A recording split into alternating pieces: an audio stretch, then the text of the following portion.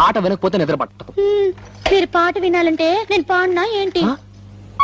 ఏమిటి, నువ్వు పాటలు పాడతావా?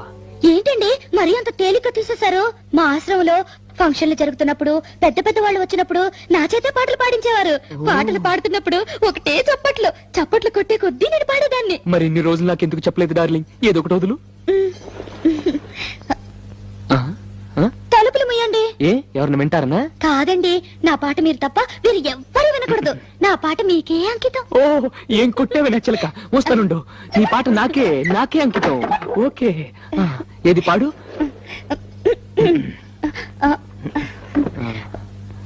అబ్బా, మీరు నా మొహం అంత చూడకండి, నాకు సిగ్గేస్తుంది. నీ మొహం చూడకుండా ఇంకేం చూడమంటావే? మీరు వెనక్కి తిరగండి. నా దగ్గర ఎందుకు సిగ్గు?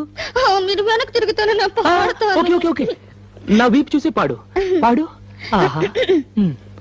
దేవుడా దేవుడా